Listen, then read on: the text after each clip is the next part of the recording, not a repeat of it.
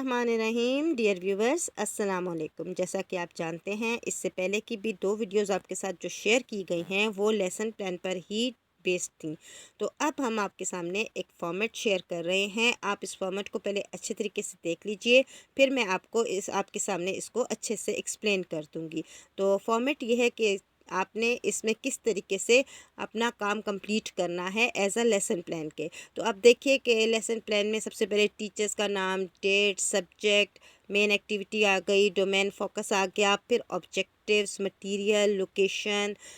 Lesson introduction आ जाता है, मेन एक्टिविटी क्लोजर आता है, ट्रांजिशन आ जाती है, फिर इसी तरीके से क्वेश्चंस और फिर इंडिविजुअलाइजेशन, यानी ऐसे बच्चे जो कि बहुत वीक हैं, यानी सब क्लास को एक ही तरह से नहीं पढ़ाया जाता, तो उनके लिए अलग से आप लेसन प्लान में कुछ ना कुछ लिखेंगे। फिर असेसमेंट आप किस तरह की लेना चाह रहे हैं, और फिर रिफ्लेक्शन और सेल्फ एवेल्यूएशन कि आया आपको ये सब लेसन प्लान बनाने के बाद, ये सब पढ़ने के बाद आपने ख़ुद क्या सीखा, आपको जो एम्स थे वो किस हद तक कंप्लीट हुए हैं। तो यहाँ पर हमें ये सब बातें जो हैं लिखने के बाद, यानी हम खुद लिखते हैं लेसन प्लान करते हुए, जब हम ये एक यूनिट के बारे में लिखते हैं तो डेफ़िनेटली हम उसको बहुत अच्छे तरीके से फिर एक्सप्लेन कर सकते हैं। जी डियर्स, तो अब हम आते हैं उस फॉर्मेट को फॉलो करते हुए वो कौन सी ऐसी इंस्ट्रक्शंस हैं जो कि हम फॉलो करेंगे तो एक बेहतरीन लेसन प्लान कंस्ट्रक्ट कर पाएंगे। जैसा कि आपने उस फॉर्मेट में भी देखा था कि आपने सब्जेक्ट का नाम, टीचर, डेट, ये सब मेंशन करने के बाद लेसन का टाइटल लिख देना है। लेसन का टाइटल लिखने के बाद आपको जो जो मटेरियल रिक्वायर्ड हैं वो आपने मेंशन करने हैं। इसमें बुक भी इंक्लूड है, इसमें एवी एड्स भी हैं, प्रॉप्स भी हैं, और मल्टीमीडिया भी आ सकता है, इंटरनेट भी आ सकता है। इसके बाद आपने जो करिकुलम आपको दिया हुआ है, जो कंटेंट, जो यूनिट है, आपने उससे रिलेटेड तमाम तर इंफॉर्मेशन समराइज़ करके चैप्टर के हवाले से लिख देनी है, ताकि मालूम हो सके कि इस चैप्टर में क्या बताया गया है। यूँ समझे कि समराइज़ करते हुए सबसे बड़ा एडवांटेज ये होता है कि टीचर को बहुत अच्छे तरीके से उसे रीड आउट करना होता है कंटेंट, और रीड आउट करने के बाद जब उसका कॉन्सेप्ट ख़ुद अपना क्लियर हो जाता है, उसी वक़्त ही वो एबल होता है कि समराइज़ कर सके। इसके साथ साथ ही कुछ ऐसी एक्टिविटीज़ प्लान की जाती हैं जो कि क्रिएटिव होती हैं, इंटरेस्टिंग होती हैं, और फ़न ही फ़न में हम अपने स्टूडेंट्स को कुछ ना कुछ देने की कोशिश करते हैं। इन एक्टिविटीज़ को प्लान करते हुए आपने लेसन को साथ देखना होता है कि उसके कॉन्टेक्स्ट और कंटेंट से रिलेटेड जो है वो आपने एक्टिविटी डिज़ाइन करनी है। किसी भी चैप्टर को पढ़ाते हुए हमारे कुछ ना कुछ ऑब्जेक्टिव्स ज़रूर होते हैं। उन ऑब्जेक्टिव्स को सामने लाना निहायत ज़रूरी है। इसी वजह से उन ऑब्जेक्टिव्स के लिए कंप्लीट एक पैराग्राफ आपको दे दिया जाता है कि आप एक पैराग्राफ की शेप में लिख दें कि आपने क्या अपने ऑब्जेक्टिव्स हासिल करने हैं जब आप स्टूडेंट्स को ये चैप्टर पढ़ा रही हैं। अब इसमें कई ऐसी चीज़ें आ सकती हैं, जैसे कंपेयर करना, जैसे आइडेंटिफाई करना, वोकेबलरी लिस्ट बनाना, सेंटेंसेस बिल्ड करना, इस तरीके से समराइज़ करना, कुछ भी ऐसी चीज़ें आ सकती हैं। अब आपने देखना है कि उस एक स्पेसिफ़िक चैप्टर को पढ़ाकर आपके कौन कौन से ऑब्जेक्टिव्स जो हैं वो फुलफ़िल हो रहे हैं, और ना सिर्फ फुलफ़िल हो रहे हैं बल्कि आपने एंड में ये भी लिखना है कि भाई किस तरीके से अगर आप ये अपने स्टूडेंट्स को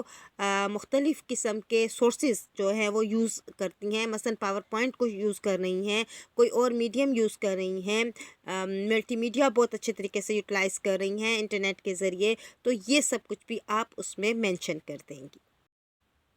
इसके बाद वो तमाम एक्टिविटीज़ जो है यहाँ पर मेंशन कर दी जाती है जो आप इंस्ट्रक्शंस दे के अपने स्टूडेंट्स से करवा रहे होते हैं, और वो तमाम एक्टिविटीज़ ऑब्जेक्टिव के साथ जाके, यानी जो ऑब्जेक्टिव्स आपने पहले से तय कर लिए हैं उनको जाकर मीट कर रही होती हैं। ना सिर्फ ये, इसके बाद आप लोगों ने एक अंडरस्टैंडिंग जो है वो चेक करनी है कि, और इसके कई तरीके हैं, फॉर्मेटिव असेसमेंट भी होती है, इनफॉर्मल असेसमेंट भी होती है, और आप देख लेते हैं मसलन सबसे पहले इनफॉर्मल पे जाया जाता है, क्योंकि गेम्स के थ्रू ही हम जानने की कोशिश करते हैं कि हमने अभी तक की जितनी एफ़र्ट्स पुट की हैं तो क्या हमारे बच्चों को ये बात अच्छे तरीके से अंडरस्टैंड हो गई हैं, जिसके लिए मुख्तलिफ़ क्वेश्चन आंसर्स किए जा सकते हैं, जिसके लिए घर में से उनको एक प्रेजेंटेशन बनाकर लाने को कहा जा सकता है। ये एक इनफॉर्मल वे है। जबकि फॉर्मेटिव असेसमेंट में एमसीक्यूज़ बेस्ड वर्कशीट्स आ सकती हैं, शॉर्ट क्वेश्चंस आ सकते हैं, 1 या 2 लॉन्ग क्वेश्चंस उसमें इंक्लूड हो सकते हैं, मगर इस बात को हमेशा जहन में रखिएगा कि आपने जितनी भी अंडरस्टैंडिंग जो है चेक करनी है वो हर सूरत में बच्चों के लिए कंटेंट बेस्ड होनी चाहिए। वो जो एंड में एक्सरसाइज दी हुई होती है चैप्टर की, उसको आपने नहीं लेना होता, बल्कि कोशिश करना होता है कि कुछ ऐसा क्रिएटिव वर्क बच्चों से करवाया जाए कि बच्चा कंटेंट को समझने के बाद खुद से आंसर दे सके।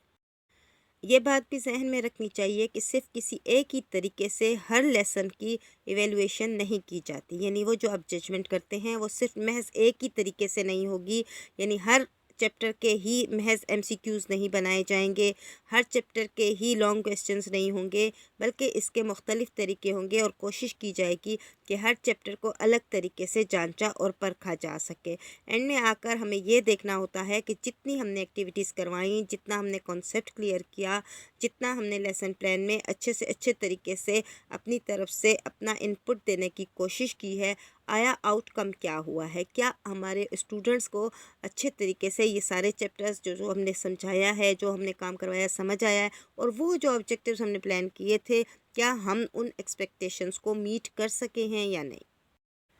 क्लोजर में हमेशा जिन जिन मेथडोलॉजीज़ को हमने यूटिलाइज़ किया होता है उसको और उन तमाम एक्टिविटीज़ को यहाँ पे मेंशन कर दिया जाता है, यानी समराइज़ कर दिया जाता है कि हमने इस तरीके से ये काम करवाया है। और फिर साथ ही एक एक्सटेंडेड प्रैक्टिस भी करवाई जाती है। ये वर्कशीट्स की सूरत में भी हो सकती है, जैसे एक एक्स्ट्रा लेसन इसके लिए रखा जा सकता है, या फिर ये इनको होम असाइनमेंट दी जा सकती है, कोई प्रोजेक्ट भी दिया जा सकता है, प्रेजेंटेशन भी दी जा सकती है। एक्सटेंडेड प्रैक्टिस जो है यूजली बच्चे जो है मज़ीद टाइम हायर करके तो करते हैं, और डेफ़िनेटली स्कूल में सम टाइम